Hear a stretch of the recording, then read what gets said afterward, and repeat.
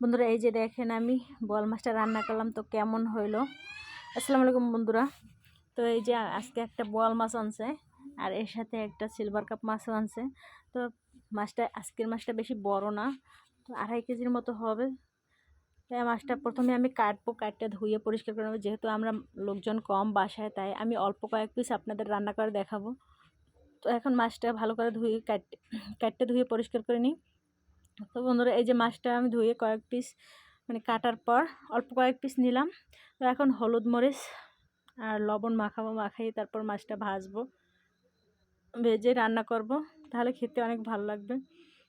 তো হলুদ মরিচ দিয়ে আর লবণ দিয়ে দিলাম। তো এখন এটাকে একটু ভালো করে মাখাইয়া তারপর মাছটা ভেজে নিই। ভেজে নেওয়ার পর আপনাদের কীভাবে রান্না করব সেটাও আপনাদের সাথে শেয়ার করব। তো এই যে দেখেন আমার মাছটা ভাজা শেষ। তো এখন আমি পেঁয়াজটা একটু হালকা ভাজা দিয়ে নিয়েছি। ভাজা দিয়ে নেওয়ার পর এক এক করে সব মশলা এর ভিতরে দিয়ে দেবো।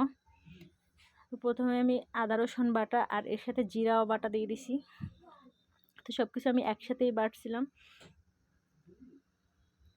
এখন হলুদের গুঁড়া, মরিচের গুঁড়া আর লবণ, তারপর জিরার গুঁড়া সব একসাথে অল্প অল্প করে দিয়ে দেবো। যেটুকু প্রয়োজন সেটুকু আমি মেপে দিই না, আপনারা মেপে দিতে পারেন কিংবা পরিমাণ মতো দিলেই হবে। যে যেরকম ঝাল খান সেরকম মরিচ কিংবা সব কিছু আন্দাজ করে দিলেই হবে, তাহলে খেতে ভালো লাগবে। তো আমি কালারফুলটা বেশি করবো না আর কি, অল্প, এই জন্য হলুদ মরিচের গুঁড়ো অল্প দিছি, যেহেতু কালারটা অতটা চকচকে হবে না। তো অল্প একটু পানি দিয়ে মশলাটা ভালো করে ভুনতে হবে। ভুনে আমি 2বার পানি দিছিলাম, তারপর ভালো করে ভুনে নিছি। তো এখন আমি অল্প পানি দেবো, যেহেতু মাছ অল্প, তাই অল্প একটু পানি দিয়ে মাছটাকে রান্না করব। যেহেতু আগে ভাজা মাছ, তাই অল্প পানি দিলেই হবে। তো এই যে এক এক করে মাছটা দিয়ে দেবো। দেখেন আমার চারপাশটি ঝোলটা গরম হয়ে গেছে।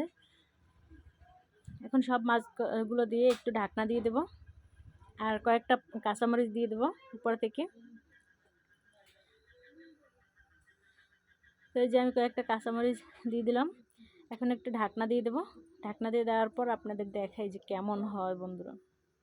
তো এই যে ঢাকনাটা খুলে দেখাই, এই যে আমার রান্না করা শেষ। তো এখন গরম ভাত দিয়ে পরিবেশন করলে দারুণ লাগবে। উপর থেকে অল্প কিছু ধনেপাতা কুচিয়ে দিয়ে দিলাম। যেহেতু আজকে ভাজা জিরার গুঁড়ি দেবো না, তাই যেহেতু শীতকাল ধনেপাতা দিলেই অনেক মজা লাগবে। তাই আবার একটু ঢাকনা দিয়ে দেবো, যাতে ধনেপাতাটা একটু সেদ্ধ হয়, তারপর তুলে নেব।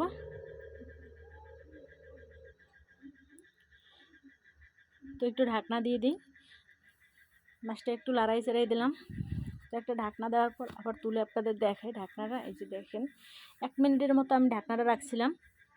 তো এখন তুলে নেব মাছটা। আমার মাছটা রান্না করা শেষ।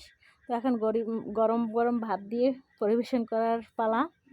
তো বাসার সবাই, আমার যেহেতু রান্নাঘরটা বেহাল অবস্থা হয়ে গেছে, মাটি কাটছে, তো এখানে খাওয়া যাবে না, তাই বাসায় নিয়ে আসছি আর বাসায় বসে খাবো।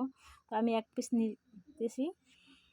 আর আমার বাচ্চা ডাল আর আলু ভর্তা করছি আজকে, ও খুব ওইগুলো পছন্দ করে, তাই মাছটা নিতে চায় না। তো ভালো লাগলে হয়তো 1 পিস নিতে পারে।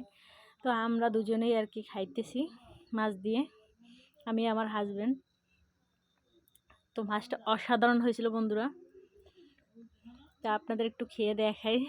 আমি মাছটা দেখেই খুব ভালো লাগতেছিল, তো আমার কাছে খেতেও খুব ভালো লাগছে আর কি।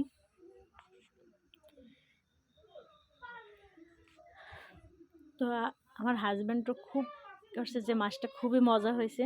তো আপনারা এভাবে রান্না করে দেখবেন, খেতে দারুণ লাগবে, অসাধারণ হয়েছে। তো আমার হাজব্যান্ডও বসে গেছে খাওয়ার জন্য, তো তাকেও আমি দিয়ে দিলাম মাছটা খাওয়ার জন্য। তো সবাই ভালো থাকবেন আর আমার চ্যানেলটা সাবস্ক্রাইব করে দেবেন। রান্নাটা ভালো লাগলে বেশি বেশি শেয়ার করে দেবেন। আর ভালো থাকবেন সবাই। আল্লাহ হাফেজ।